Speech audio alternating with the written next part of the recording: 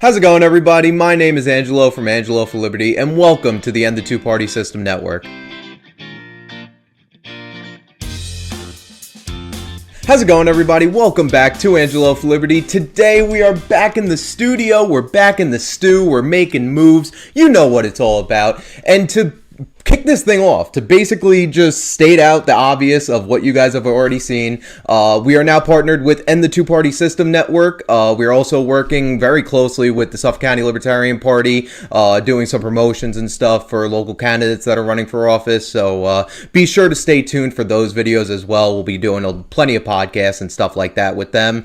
But today I'm bringing you a video on how the Libertarians, big L's, small L's, whatever you want to call them, that they are using the two parties, the two major parties, as vehicles for change in this country, and I'm going to explain why Libertarians need to stop doing that.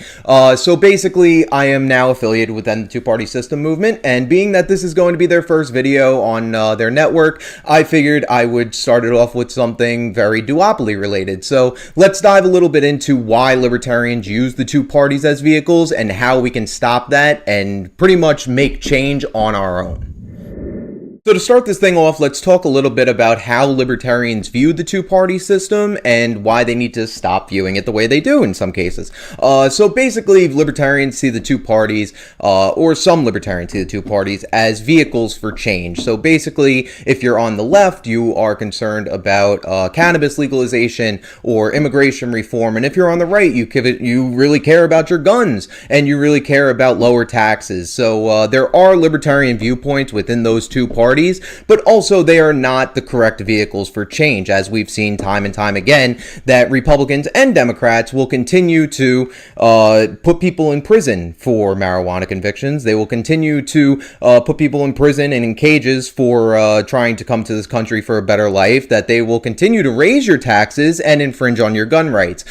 This has been a combined effort between the two parties, and nobody has really woken up to this. But something that the left and the right and Libertarians on both sides do agree on is freedom of choice, whether it's to do with abortion or vaccines or really anything to do with your own body. You have the freedom to choose what you would like to do or what you would like to put in your body or take out of your body. So basically, with the abortion argument, that can go into a million different realms. So we're going to stick to mainly just what you can put in your own body and stuff like that. But basically, they think that we can use these two parties, the two major parties that have all of this influence, power, and money, to try to pursue these goals. But at the end of the day, they have all of this power and money that they are also trying to abide by so they don't lose it.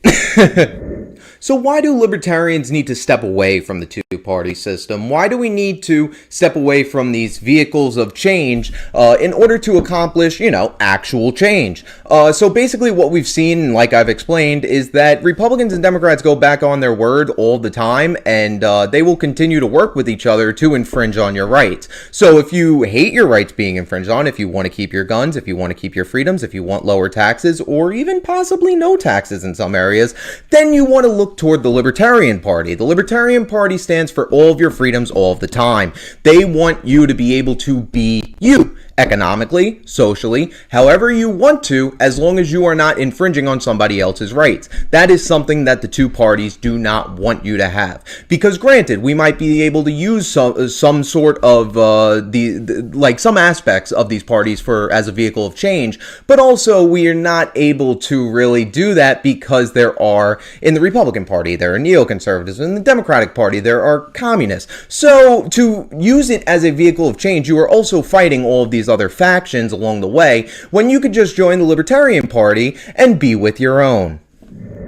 Another concern that I've heard from Libertarians who do try to use the two main parties as vehicles of change, they don't feel that the Libertarian Party is a viable option. They don't feel like they win. They don't feel like they're able to get on debate stages, change people's minds. They're not able to produce any sort of change, and that's why they look to one of the major two parties. But also, and with the whole polling situation about them polling so low, if you decided to vote for your morals and you decided to actually become a part of the party that cares cares about you, then their polling would be a lot better. They would have you behind them. They would have multiple other people. They would have your friends, your sisters, your brothers, anybody who is a libertarian right now that's using the two parties for change. If the Libertarian Party had them acting on a level within the party and trying to accomplish goals through the LP, that we would actually create more change much faster than the two parties would be able to.